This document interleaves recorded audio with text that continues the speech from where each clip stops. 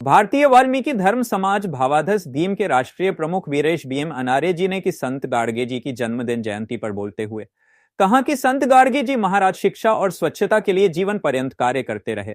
वह 20वीं सदी के सामाजिक सुधार आंदोलन के महान सुधारक थे, जिनका जन्म 23 फरवरी 1876 को महाराष्ट्र के अमरावती जिले में हुआ था। उनका कहना था कि मंदिर में मत जाओ, मूर्तियों की पूजा मत करो, साहूकारों से पैसा उधार मत लो, मंत्र तंत्र आदि चमत्कारों में विश्वास मत करो, अच्छे कपड़े हो या ना हो, खाने के लिए बर्तन हो या ना हो, लेकिन शिक्षा समाज के लिए जरूरी है। संत गाडगे जी ने विभिन्न धर्मशाला, अनाथ आश्रमों, विद्यालयों की स्थापना महाराष्ट्र के विभिन्न जिलों में की। अगर हमें आगे बढ़ना है तो संत गाडगे जी की विचारधारा को अपनाना होगा। इस अवसर पर संगठन के पूर्व राष्ट्रीय संचालक राकेश दानव जी ने कहा कि 8 मार्च 2025 को लखनऊ के नेहरू युवा केंद्र में आसमानी झंडा दिवस का स्थापना दिवस का बड़े हर्ष उल्लास के साथ मनाया जा रहा है। जो लोग समाज में एकता, भाईचारा और समानता चाहते हैं, उन्हें भारी संख्या में 8 मार्च को लखनऊ पहुंचकर आसमानी झंडा दिवस पर अपनी एकता का परिचय देना होगा। इससे पूर्व संगठन के राष्ट्रीय प्रमुख जी ने एटा जिले कार्यालय का उद्घाटन किया और इस अवसर पर आसमानी झंडा दिवस का पोस्टर भी रिलीज किया गया। मीटिंग में राष्ट्रीय प्रचार मंत्री कैलाश एकलव्य, राष्ट्रीय मीडिया प्रभारी मुकेश चौधरी, ब्रज प्रध्यक्ष दीपक अंबेडकर, जिला अध्यक्ष यूथ विंग रामपुर दलीप वाल्मीकिन, रामबाबू विद्यार्थी, मुन्ना लाल, राजू विद्यार्थी, अमन कुमार अटल, बंटी चौहान, दीपक चौहान, लालाराम, कैलाश परदेसी, दुर्गेश चंद्रा मैनपुरी, अजय पल पात्रे, डॉक्टर रोहित कुमार, डॉक्टर शांत पात्रे सभासद आदि लोग उपस्थित रहे। हमारे बहुत ही कन्वर्ट जो भी लड़ाई होती है वो झंडे से जीती जाती है, चाहे वो देश की लड़ाई हो। क्योंकि हमारे देश में जब हमारा देश आजाद हुआ था तो हमारे देश को तिरंगे की जरूरत पड़ी थी, तो हमारे देश ने तिरंगा बनाया और लड़ाई लगी, वो देश आजाद हो गया। हर समाज का कोई ना कोई झंडा होता है, उसी झंडे को लेकर भारतीय वाल्मीकि धर्म समाज के ऋषि मुनि और हमारे धर्म गुरु वीरेश भीम अनारे जी ने 1992 में जो परमपिता परमात्मा भगवान का कलर है, आसमानी कलर, आसमान का, वो झंडे दिवस की स्थापना हुई और हर साल 8 मार्च को हमको झंडा दिवस मनाते हैं, जगह जगह शहरों में मनाते हैं। इस बार झंडा दिवस हम उत्तर प्रदेश की राजधानी लखनऊ में मना रहे हैं। वो झंडा दिवस बनाने की मेन कारण क्या है लखनऊ में, क्या आपने सुना होगा 1 अगस्त 2024 को सुप्रीम कोर्ट ने एक जजमेंट दिया था वर्गीकरण के विषय। वो वर्गीकरण के विषय में जब जजमेंट दिया था तो पूरे भारत में हमने 20 अगस्त को हर जिलाधिकारी को द्वारा मुख्यमंत्री को हमने ज्ञापन दिए कि जो वर्गीकरण है, दलितों में अति दलित कहलाने वाला वाल्मीकि समाज है, उसे भी देना चाहिए। उसी की लड़ाई हम लड़ने हैं। तो हम समझते हैं कि अगर लखनऊ में हमारा झंडा दिवस होगा तो इसका मैसेज अलग ही जाएगा। इसके साथ साथ सीतामढ़ी जो हजारों सदियों पहले सीता माता को लक्ष्मण जी छोड़कर आए थे, उस जमाने में क्या हालात होंगे, आज वो हालात है। यहाँ के लोग गए, किसी ने कोई बात छुपी भी नहीं है। आज वो ऐसी जगह है जो दिखाई देता है कि हाँ, परमपिता परमात्मा भगवान वाल्मीकि जी ने लग उसको इसी जगह शिक्षा दी है, सब कुछ किया। तो दोस्तों, बाकी आपको विस्तार से हमारे धर्मगुरु वीरेश भीम अनारे जी बताएंगे। मैं आपसे अनुरोध यही करूँगा, अभी हमारे बुजुर्ग हमें विस्तार से समझा रहे थे, हमें कुछ नहीं मिलेगा।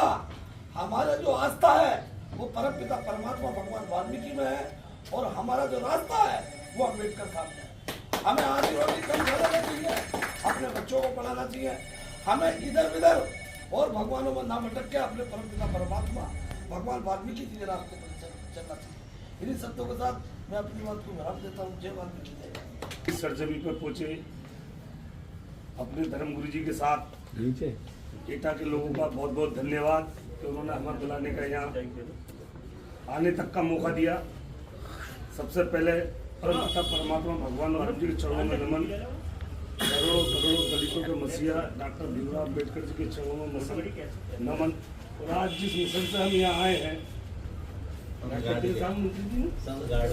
संत गाड़गे जी, उनको भी नमन। साथियों, अभी हमारे भाई ने बड़े अच्छे विचार दिए।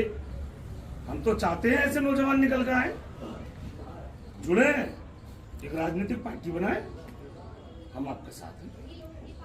राजनीतिक पार्टी भी तभी बनाओगे जब धर्म इकट्ठा कर लोगे। जब तक धर्म इकट्ठा, समाज इकट्ठा नहीं होगा, जब तक आप कुछ नहीं कर सकते। हम जो घर घर फिर रहे हैं, इतनी आयु में हमारे गुरुजी घर घर फिर रहे हैं, इतने लंबे सफर कर रहे हैं, सिर्फ इसी मकसद से कर रहे हैं कि अपनी ताकत को पहचानो। और इस ताकत को पहचानोगे कब? जब आप सब शिक्षित हो। शिक्षा ही एक ऐसी चाबी है कि आपको सोचने के लिए मजबूर करेगी कि हमें करना क्या है। और एक बात बता दूं, जिस कौम का धर्म नहीं होता वो जानवर के समान होता। जैसे गाय है, उसे कसाई के खूंटे पे ले आकर बांध दो, वो गोद मां भी खा लो, क्योंकि धर्म नहीं है। अगर धर्म होता तो गाय हिंदू के घर में खाती, कसाई के घर नहीं खाती। आज तक जो हमें गुमराह किया है और लोगों ने हमारा इस्तेमाल किया है, तमाम धर्म हमसे बनकर खड़े हो गए। अभी जरा सा मंदिर को विवाद आ जाए, भगवान खतरे में हो जाएंगे और सीधे वाल्मीकि को मांगेंगे। सारे पंडित यहाँ मिलेंगे कि भगवान खतरे में है, बचाओ, लड़ने वाल्मीकि से न जाएगी। और जब मंदिर बच जाएगा तो आपको प्रसाद चढ़ाने भी नहीं दिया जाएगा, फिर आप दलित हो जाओगे, फिर आप अछूत हो जाओगे। तो ये चीजें कब तक बर्दाश्त करोगे? इन चीजों को ही करने के लिए अपना झंडा अपना डंडा। पहले क्या हुआ करता था? राम बारात निकल रही, जितने पंडित ठाकुर ब्राह्मण बिना झंडे के चलते थे, जितने दलित होते थे, वाल्मीकि सेना होती थी, उनके हाथों में ये मोटे डंडे और उन पर बहुत बहुत लंबे झंडे।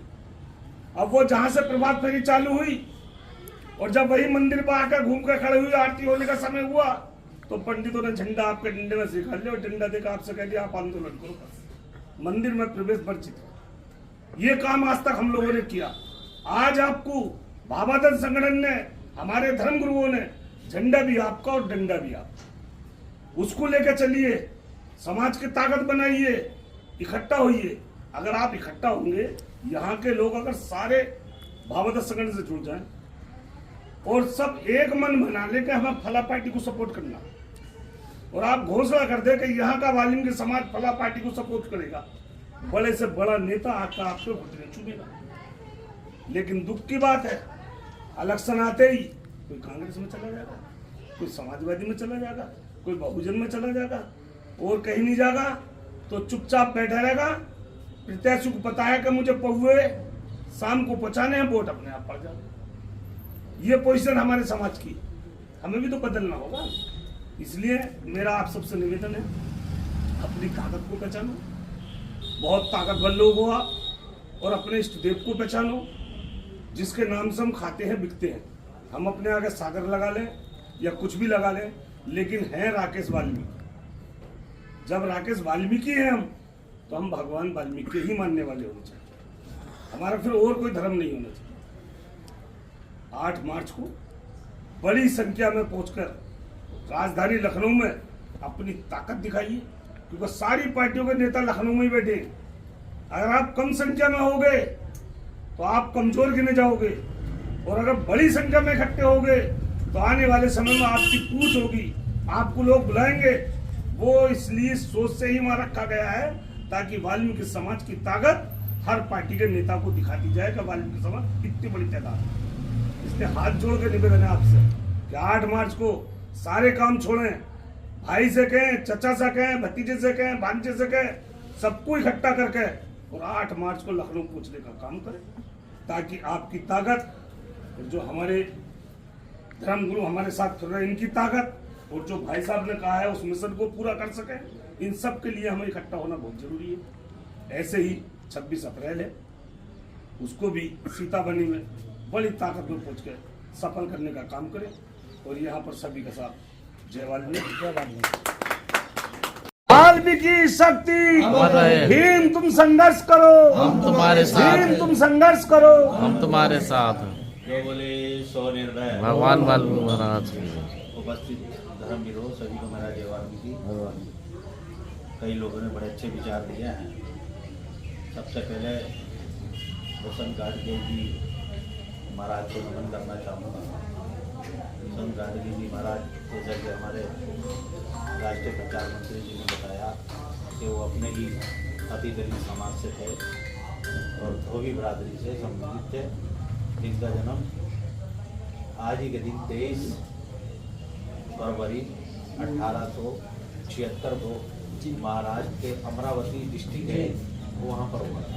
और उनका जो मकसद था, पूरा जीवन जो उनका मकसद रहा, वो अंधविश्वास पूजा उनका मानना था। वो मंदिरों में नहीं है, ना भगवान मूर्तियों में। भगवान हर उस व्यक्ति में है जो सच्ची श्रद्धा से अपने समाज का, अपनी कौम का उत्थान कर रहा है और अपने समाज के लिए कार्य कर रहा है। उन्होंने अपने पूरे जीवन में शिक्षा और स्वच्छता के ऊपर काम किया। जो परमपिता परमात्मा सृष्टिकर्ता भगवान वाल्मीकि के उपदेश थे, शिक्षा, संगठन, संघर्ष और स्वच्छता, उसको उन्होंने आगे बढ़ाया। उन्होंने अपने पूरे जीवन में ये संदेश लोगों को दिया कि आपके पास अच्छे कपड़े हो या ना हो, आपके पास अच्छा घर हो या ना हो, आपके पास खाने के बर्तन हो या ना हो, आप रोटी हाथ पर रख कर खा लो, लेकिन अपने बच्चों को शिक्षित जरूर करो। ये संत गाडगे जी का संदेश था तो उन्होंने लोगों तक पहुँचाया। लेकिन हमारा क्या है कि हमारे समाज के लोगों को इतिहास की जानकारी नहीं हो पाई और ना ही हमारे समाज का जो पढ़ा लिखा वर्ग है, जिसके विषय में अभी विद्यार्थी जी बता रहे थे, उसने हमें कोई जानकारी दी। समाज को, कोई भी समाज हो, उसको आगे ले जाने में 2-3 लोगों का बहुत बड़ा योगदान होता है। एक तो समाज का पढ़ा लिखा वर्ग, एक समाज का संत और एक समाज का नेता। हमें ये कहते हुए कोई शर्म नहीं है कि ये तीनों ही लोग फिसड्डी साबित होते। जो पढ़ा लिखा वर्ग होता है वो कम से कम इतिहास पढ़े। हमारे पढ़े लिखे वर्ग ने इतिहास ही नहीं पढ़ा। हमारे पढ़े लिखे वर्ग ने अगर मान लीजिए किसी दफ्तर में जाके क्लर्क 2-4 पंडितों के बीच में बन के बैठ गया तो वो उन पंडितों से भी ज्यादा बड़ा पंडित हो गया। वो छोटा सा टीका लगा रहा है और पंडित जी तो वो इतना बड़ा सा टीका लगा रहा है सबको दिखाने के लिए कि मैं इनसे ज्यादा, वो सबसे बड़ा। वो उनने अपने मकसद से, अपने महापुरुषों से, यही कारण है कि संत गाडगे जी महाराज और सैकड़ों महापुरुष, दलित महापुरुष जो वो है, उनकी जानकारी हमारे लोगों को होगी नहीं। यही कारण है कि हम इनके विषय में कुछ जानते नहीं, जबकि इन्होंने हमारे लिए, हमारे समाज के लिए बहुत कार्य किया। आज वो रामपुर में एक बहुत बड़ा कार्यक्रम हो रहा है इनके ऊपर, संत गाडगे जी के ऊपर, और वो लोग मुझे रोकना चाहते थे कि आप यहाँ रुको, क्योंकि वहाँ पर ये जयंती का कार्यक्रम मैंने शुरू किया। जिस बिरादरी से संबंधित थे, धोबी बिरादरी से, वो करते ही नहीं थे। मैंने शुरू किया तो उनको बड़ी शर्म महसूस हुई कि यार हम नहीं करते, ये लोग करते हैं। मैं वाल्मीकि शोभा यात्रा में इनका फोटो लगा के शोभा यात्रा, तो उन्होंने कई बार उस पर मुझे कहा कि भाई आप, फिर उन्होंने उनमें शर्म से महसूस हुई और उन्होंने बहुत बड़ा कार्यक्रम, आज वो मुझे कहते थे कि आप यहाँ रुका, आप हम सम्मानित। मैंने कहा भैया मेरा प्रोग्राम तो वहाँ एटा में है, मैं कुछ लोगों से अपने बातचीत करने जा रहा हूँ। तो फिर भी मैंने कहा हमारे लोग आएंगे और आज वहाँ प्रोग्राम हो रहा होगा तो हमारे लोग वहाँ पर रहे होंगे। कहने का मतलब ये है कि हम जब तक अपने इतिहास की जानकारी हमें नहीं होगी, हम किसी भी कीमत पर आगे नहीं बढ़ सकते। अभी हमारे भाई कह रहे थे कि राजनीतिक से ही हम आगे बढ़ सकते हैं, इसमें कोई दो राय नहीं कि बिना राजनीतिक से कोई भी समाज आगे नहीं बढ़ सकता। लेकिन राजनीतिक की पहचान, जानकारी तो आपको होनी चाहिए। आपके समाज में जो नेता पैदा होते हैं वो गुलाम और चाटुकार पैदा होते हैं।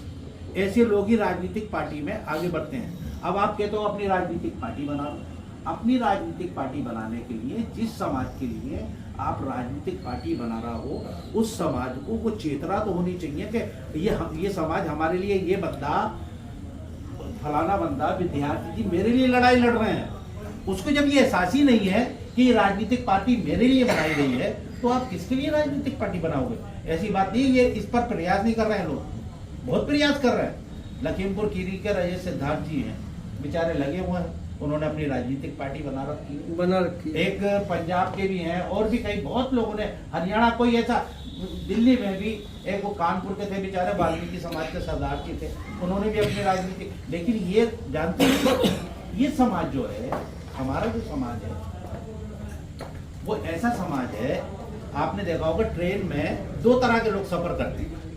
एक वो समाज एक वो व्यक्ति सफर करता है जो रिजर्वेशन होकर सफर करता है, एक वो व्यक्ति होता है जो जनरल टिकट लेकर सफर करता है। जो रिजर्वेशन करके सफर करता है वो आराम से लेट के सफर करता है, और जो जनरल टिकट लेकर सफर करता है वो कई बार डाले पे खड़े होकर सफर करता है, उसको सीट भी नहीं मिल पाती और उसके मरने का खतरा रहता है। हमारे लोग अपना सीट रिजर्व नहीं कराते। मतलब ये है कि इस पार्टी में जैसे ये कह रहे हैं कि साहब राजनीतिक पार्टी बना लो, इसमें तो किसी कीमत में जाएंगे नहीं। ये उस जगह पर जाते हैं जहां सत्ता रहती है, सब उसी को। अगर आज बीजेपी की सरकार है तो ये बीजेपी की तरफ को चले जाएंगे। अभी बहुजन की सरकार आ जाए तो ये सबसे बड़े बहुजन वाले हो जाएंगे। अभी समाजवादी की सरकार आ जाए ये सबसे बड़े समाजवादी हो जाएंगे। इसलिए राजनीतिक से इस समाज का उद्धार ना हो पाएगा, ना किया जा सकता है। राजनीतिक में कभी भी कोई भी कौम संगठित नहीं हो सकती, कोई भी कौम, इस कौम को छोड़ो, क्योंकि राजनीतिक में विचार बदलते हैं। मान लीजिए हम मोहल्ले में बैठे हैं जाटापुरा में, यहाँ 4 नेता रहते हैं, एक बहुजन समाज पार्टी का से रहता है, एक कांग्रेस का है, एक बीजेपी का है और एक समाजवादी का है। वो 4 गुट तो जरूर पैदा कर देगा। बहुजन वाला अपनी तरफ को खींचेगा, समाजवादी वाला अपनी तरफ को खींचेगा, कांग्रेस वाला अपनी तरफ, बीजेपी वाला रामपाल की तरफ को खींचेगा। ऐसा वो एकता कायम नहीं होने देंगे।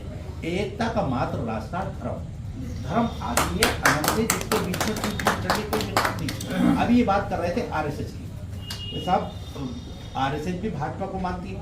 भाजपा आरएसएस भाजपा को नहीं मानती, बल्कि आरएसएस को, भाजपा को आरएसएस ने पैदा किया है। पहले जनसंघ पैदा की थी और उसके बाद उसको नाम बदल के उन्होंने भारतीय जनता पार्टी, ये आरएसएस की देन है। वो धार्मिक, आज ये भाजपा सरकार में दिखती है धार्मिक धर्म की वजह से दिखती है। अब ये राजनीतिक शुरू कर दें, ये राजनीतिक तौर पे है भारत में, वो देश में बल्कि दुनिया के हर कोने में मौजूद है, और वो हर जगह पर जाकर अपनी एक पहचान बनाए हुए है। उसका मेन कारण ये क्योंकि वो धार्मिक तौर पर संगठित है। हम धर्म की बात ही नहीं करते। बाबा साहब डॉक्टर बी आर अम्बेडकर हमारे हैं, हमने उनको कभी अपनाया ही नहीं, तो उसको चमारों ने पकड़ लिया। वो महार जाति के थे तो महाराष्ट्र में सफाई का कार्य करती है। हमने कभी बाबा साहब को अपना नहीं माना। आज जब लोगों ने अपना लिया तब हम कहते हैं कि बाबा साहब हमें बहुत देर हो गई। आज तो हम आपको समझाने का प्रयास कर रहे हैं कि भाई अगर किसी कौम को किसी एक नाम के बल पर ही संगठित किया जा सकता है, जैसे जाटव समाज के लोग, चमार समाज के लोग, भैया 2 मिनट चाय बाद में कर लेंगे भैया, अभी इतनी जल्दी। जाटव समाज के लोग जो है अंबेडकर के नाम पर संगठित हो गए। तो कोई भी कौम, किसी भी कौम, इतिहास उठाकर देख लीजिए, किसी भी कौम को जब संगठित किया गया है तो वो किसी ना किसी नाम के ऊपर संगठित किया गया है। चाहे वो मुसलमानों को मोहम्मद साहब के नाम पर संगठित किया गया हो, चाहे वो ईसाइयों की ईसा मसीह के नाम पर संगठित किया गया हो, या कोई भी इतिहास XYZ डाल देंगे किसी ना किसी। अब आप किसके नाम पर संगठित होंगे बताइए? कोई व्यक्ति ऐसा है जिसके नाम पर आप संगठित हो सकते हैं? कोई ऐसा नाम जो आपके ज्यादा करीब हो? अगर हो तो हम उसके पीछे खड़े हो जाएंगे। एक ही नाम है, वो नाम है भगवान वाल्मीकि का, जिसके नाम पर हम इस कौम को संगठित कर सकते हैं। अब जब वाल्मीकि का नाम पर हम संगठित कर सकते हैं तो हमें एक पूरा उसका सिस्टम बनाना पड़ेगा, उसका पूजा पत्ती ये और वो सारा कुछ, और एक जैसे कि अभी ये बता रहे थे, किसी भी कौम को क्रांति करने के लिए एक झंडे की आवश्यकता पड़ती है। जैसे देश में क्रांति हुई तो वो कांग्रेस के तिरंगा झंडे की आवश्यकता पड़ी। आज उस पर के नाम पर सारे, इसी तरह से हिंदुओं का एक झंडा है, मुसलमानों का झंडा है, सारे लोगों का झंडा है। तो हमारा एक भगवान हो, एक हमारी पहचान हो, एक हमारा झंडा हो, उस झंडे के नीचे हमारी पूरी कौम संगठित हो। यही हमारा प्रयास है। पहले हम भी चाहते हैं कि राजनीतिक चेतना हो, लेकिन वो राजनीतिक चेतना कैसी कि एक सांसद बन गया है हाथरस से हमारा, उसको वाल्मीकि समाज से कोई मतलब नहीं। वो वर्गीकरण के विषय में एक शब्द नहीं कर सकता। जो आपकी भावना है वो हमारी भी भावना है कि वाल्मीकि समाज संगठित हो, लेकिन होगा कैसे? प्लानिंग तो किसी के पास नहीं है। प्लानिंग सिर्फ भावादस के पास है। हम कर सकते, टाइम हमें लगेगा। आप ये सोच रहे हैं कि साहब आज हो जाएगी, ये नहीं। ये 10 लोग बैठे हुए, 10 लोगों में से 5 लोग अगर हमारी बात को समझ जाएं और उस बात को लेकर आगे चलने लगे मैं यहाँ पर 10-12 साल पहले आया था और ये विद्यार्थी जी मुझे लेकर आए थे। ये उस समय मैं इनके कार्यक्रम में वहाँ पर था। वाल्मीकि धर्म का ये आसमानी झंडा है। इसकी स्थापना 8 मार्च 1992 को रामपुर में की गई थी। आज ये पूरे भारत में नहीं बल्कि पूरे वर्ल्ड में फेमस हो चुका है ये वाल्मीकि समाज का झंडा। ये जो कलर हम दिखाई दे रहा है, इस झंडे का बनाने का जो हमारे मनुष्यों का मकसद है था वो ये था कि ये आसमानी कलर जो है, इससे ऊपर आसमान से ऊपर संसार में कोई चीज नहीं है। इस आदि काल में आज सबसे पहले जो दुनिया में था वो आसमानी ही था। उसके बाद संसार का निर्माण हुआ। सृष्टिकर्ता भगवान वाल्मीकि महाराज ने सृष्टि की रचना की और उसकी सृष्टि की रचना करने के बाद जीव पैदा हुआ, मनुष्य पैदा हुआ, इस टाइप से सृष्टि। उसके बाद कलरों का आविष्कार हुआ। किसी ने हरा बना दिया, किसी ने, ये सब तो बाद में बने ना, लेकिन सबसे सर्वप्रथम जो कलर था वो आसमानी था। वो आसमानी इस आसमान की एक और खासियत है कि ये किसी के साथ मतलब ये कि ऊंच नीच, ये पक्षपात, छुआछूत ये नहीं करता। ये आसमान सबको बराबर दिखाई देता है। ये सबकी एकता, समानता, भाईचारे का प्रतीक है आसमान। और इसी आसमान को हमने अपनाया है, आसमानी कलर को, जो संसार में सबसे ऊपर। इस आसमानी कलर को हम पूरे विश्व में आगे ऊपर उठाना चाहते हैं। तो वो अकेला भीम अनारे नहीं कर सकते, या विद्यार्थी जी नहीं कर सकते, या दीपक नहीं कर सकता। इसके लिए हमें सबको ही साथ में आगे बढ़ना पड़ेगा।